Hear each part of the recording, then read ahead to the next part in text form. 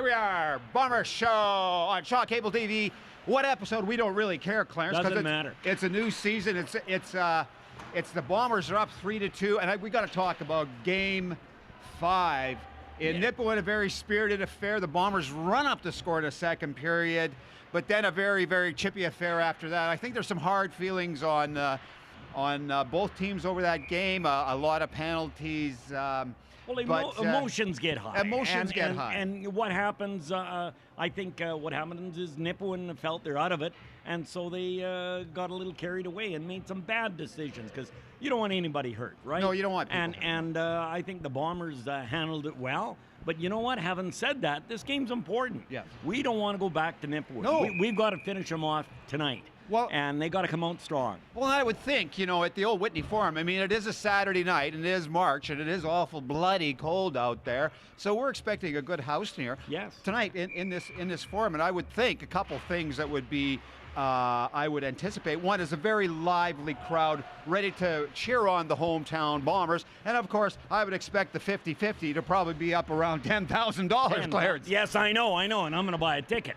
But you know what? The other thing that we have to realize, that this is playoff hockey. And you know what? You can't just rely on your top 6 players. You've got to rely on the whole team. And I think Mike has generated the feeling that, you know what, if we're going to go anywhere in the playoffs, we've got to work together as a team, and I'm impressed. Even last game that I saw that they lost, I thought the third and fourth lines were working hard. Well, and the victory was there for the team. It was there. It wasn't far away. It's 4-3 with 7 minutes to go in the final period, and that gives you a chance to win. And certainly they came back. They did. We had a bad first period. The second and third, like That's you right. say, we could have tied it up. Could have tied it up very easily. But you mentioned role players coming out to play. Penner, maybe not the offensive threat that we would have thought throughout the regular season, but I mean, very good in the postseason. Litke, 3 goals in the series so far, key goals, an important cog in the machine. Lesser knowns are absolutely coming to play. And you know what the other thing is?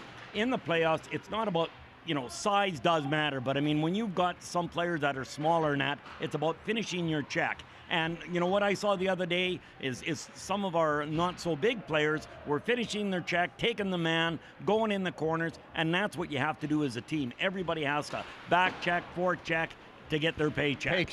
That's right. Who said that? Who said that? I don't know. I don't know. But anyway, hey, we thank you all for tuning in to the Bomber Show. You want to stick around because we're going to have Mike Regan on. We're going to have Michael George on. We're going to have Cam Blair on, walking through the picture any second now. So stick around. Shaw Cable TV, the Flin Flon Bombers in the playoffs against the Nipawin Hawks. And we're looking for some big excitement on a Saturday night. Excited. The girls are playing bingo. The guys are getting stingo. We ain't thinking about Inco on a Saturday night in Flin Flon. That's right. So stick around on the Shaw Cable TV. We'll be right back with. And we're going to do a special song to Tom. You're going to sing a few songs. I just did it. You just did it. I just did it. No, you didn't. You're doing a better song. Anyways, be back. Turn in, and you'll see some great sports. Here we are with Hank Henry Kosar, Chief Bottle Washer, President of the Flin Flon Junior Bombers. He does it all. He is a timekeeper, ticket taker, 50-50 seller, and of course, President of the Flin Flon Junior Bombers. Hank, we all want to know, were you in Nipawin the other night for the big game, number 5? I didn't make it down Thursday, Lefty, but I was down there on Friday, Saturday down there last week, but had to work on Friday morning, so it's been a little too tough to get down there and back to work. I didn't think Hank worked. I thought this is his full-time job. Well, it should be a paying job, if you ask me. I think so too. Bombers prove they can win on the road. They can win big at home. They can win on the road. What are you thinking about this team? You got to be impressed with the effort and physical play that you've seen on the Flin Flon Junior Bombers so far in the series with the Nipawin Hawks. Yeah, it's been a total team effort. And Mike and Georgie and the whole coaching staff and scouting staff put together a great group of guys here that believe that they can win a championship, and they bought in and they believe that in themselves, and they're working hard, and hopefully they'll be able to continue on.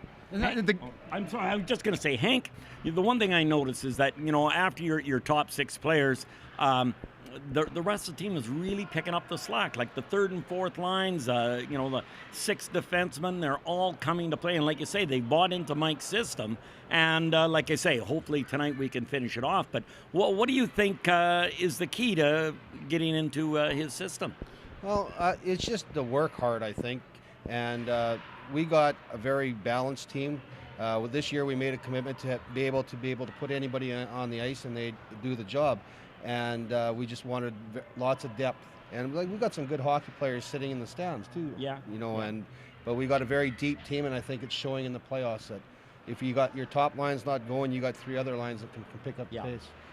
Hank, we've seen a number of games. Of course, Clarence Savai, he's not seen as many as I have throughout the season because he's busy doing other stuff. But in Winnipeg. But this team that we see in the playoffs, the Bomber team, it doesn't look a lot to me like the team we saw in the regular season. Well, you know, playoffs is a different season. It's for a lot of we got 10 guys. This is their last kick at the Cat, and believe me, it sinks into them after a while. And when they start thinking about it, that it could be their last junior game played, it's tough, and they don't want to end it in the first round. And like I said, we've preached all year that we're going after a championship, and that's what they want. And the only ones that can do it is them. Basically, right now, coaching, everything else is out the window. The coaches can make some adjustments, but it's up to the players on the ice, and they want to win, and I'm very confident and hoping that they do.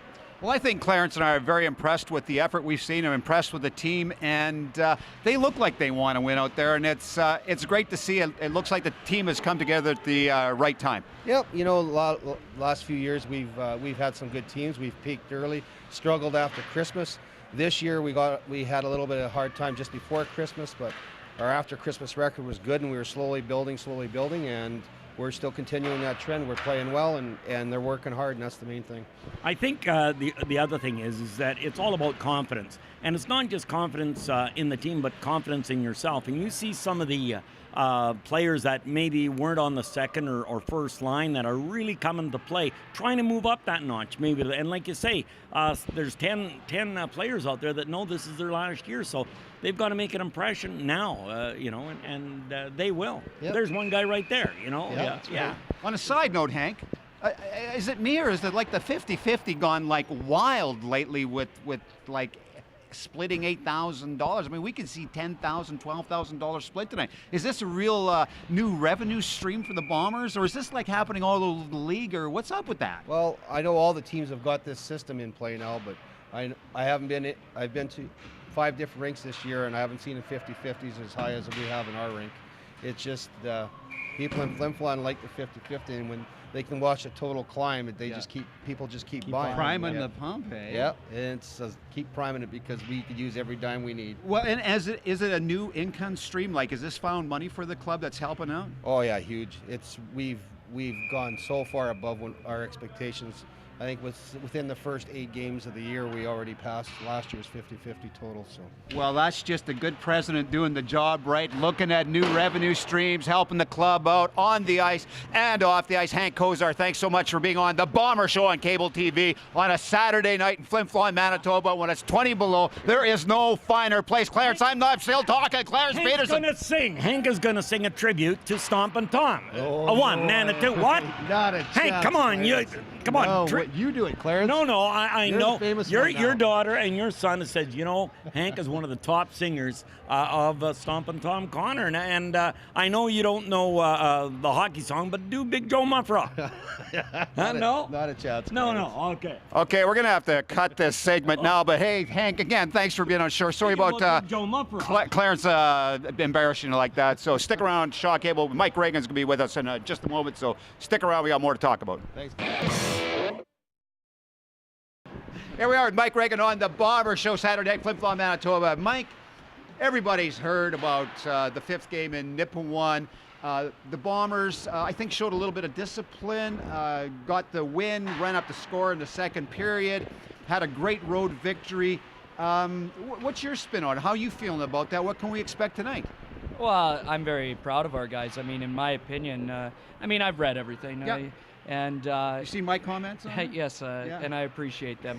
But to me, I mean, it makes absolutely no sense. Any smart hockey person would know that when you're up in a 7-1 game, you're not going to drop the mitts. Why would you do that? Why would you give any momentum to the other team? Obviously, they're out there trying to hurt our players. And with a different agenda than what you got at the exactly. time. I mean, we're just thinking about getting out of that game healthy and making sure that our boys are ready to play the next game. Our guys are a focus group. They have other things on their mind besides getting involved in that stuff. Shenanigans? Can we say shenanigans? Because, Mike, we haven't used that word for a couple years. Guys, remember the shenanigan year? You guys love the shenanigans. You know what? I want to say that in the playoffs here, Mike, it's been a roller coaster, up and down.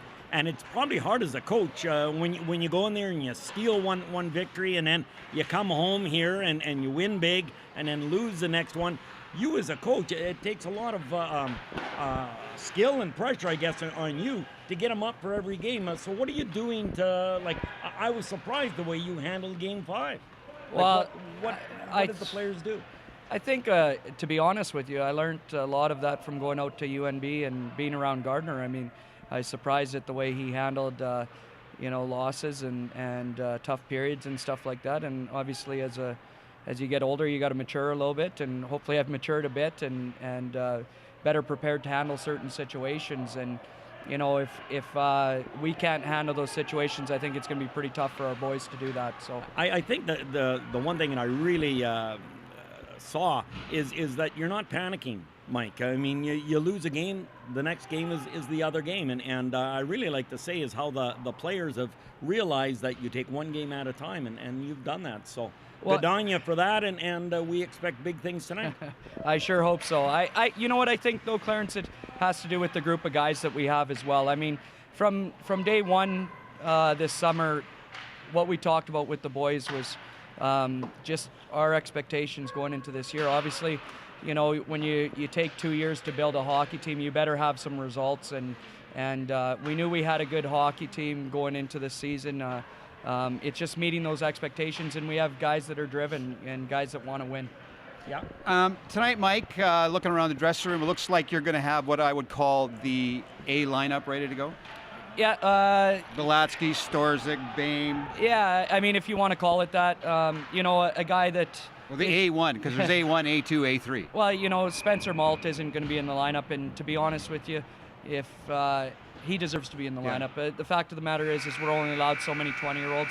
I think Andy's had a huge impact on this series. Yeah.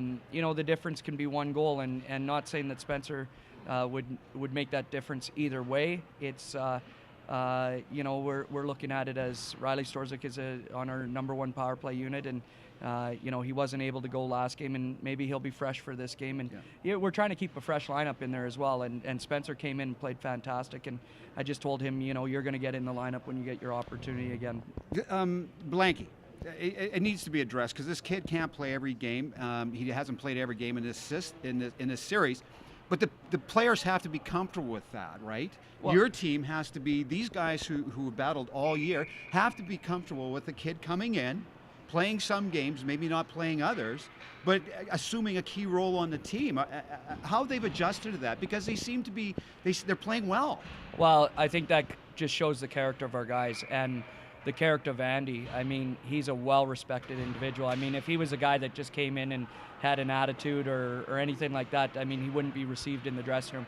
And it was something that we talked about with the guys, and they just want to win, and they know that he's going to help them win. And, from an outsider looking in that doesn't know anything about the team, they're going, oh, this isn't good for team chemistry and morale and stuff like that. Well, they're not in our dressing room. They don't know our guys. They don't know the conversations that we have, and every one of those guys wants Andy in the lineup, including guys that have to sit out. They know how important he is on our team, and he's had a huge impact for sure. So that situation, is he going to be in and out continuing on if we move on? Well, yeah, I mean, with Andy right now, it all depends on his school schedule. I mean, he was enrolled in school, and he's taking classes at U of S, and, that's his priority number one right now. I mean, if you asked him right now, he'd probably say that he'd love to cancel those courses and just stay up here and be with the team. I mean, he's really hungry and he's eager, and it really kills him not to be in the lineup. But he's got to do what he's got to do, and we're just going to let him, make those decisions when he can come. Then great. If not, we believe in the guys that are going to be playing. One final thing for you here. Bame, a little bit on the playing the perimeter, maybe first couple games, but Bame breaks out in Nipawin, and 2 goals, 2 assists. This is why the kid's on the scouting list, and this is why the NHL's got their eye on him. This is why this kid has a scholarship. The offense seemed to explode for the kid. Yeah, really happy for him. I mean, to be honest with you, we need a guy like him to produce, and I got to give our head scout John Clausen a lot of credit for that. He talked to Brett between the first and second period, and whatever he said worked, and lit a spark under him, and hopefully that continues, or John's gonna have to talk to him again here tonight. Mike, thanks for being on the Bomber Show. I see we got some good young prospects out here in the Pee Wee game, but hey, best of luck tonight, Mike. Don't give these guys any hope. Let's finish it tonight. I'm sure that's the game plan. So thanks for being on the Bomber Show, and everyone else, you stick with us because we're going to do a memorial with Clarence on Stopping Tom, one that will put Hockey Night in Canada to shame. So stick around. You don't want to miss that. And thanks a lot for being on the show, Mike. No problem. Thanks, guys. Good. Good luck tonight, bud. All right, thanks. Okay, here we are, Clarence Peterson. Hello out there. We're on the air. It's Hockey Night tonight. Okay, Brent. Okay. This is big. This is big. This is a big game. Game number 6. We're in Flin, Flon. Saturday night. We can wrap this thing up. Clarence, I'm cautiously optimistic, but let me say this: the Hawks have a good, fast, tough team. You can't take it for granted. They have a goaltender who can stand on his head and shut the door. But we've also seen the Bombers can light him up. I mean, in 4 periods, they've scored 11 goals on this kid between 2 games, right? But on the other hand, like we saw in Game 4, he can stand on his head and shut the door. It's going to be an entertaining game tonight. I mean, Nipawin has something to prove, and the Bombers have to realize that, it's going to be much easier finishing off here than going back there. So both teams are going to be coming out fighting. It's playoff hockey. No one's going to just lay down. So the Bombers have to realize that, because I think in Game 4, they thought, Nipawin would lay down. And they're not going to. So we got to finish them off tonight, Brent. For sure. You kind of look at momentum. Like sometimes, like on Game 4, it's Nipawin can't go down 3-1. They have to win that game. Yeah. The Bombers don't have to win that game. Tonight, very similar situation. Nipawin has to win tonight, or it's over. Or it's over. So their backs are against the wall. So maybe their motivation's a little bit different than the Bombers. But, they're going to play it on the ice. Clarence, is very exciting at the Whitney Forum tonight. Yes. I mean, we got here at 5:30. It's probably about 6 o'clock now. Yeah, it is. The excitement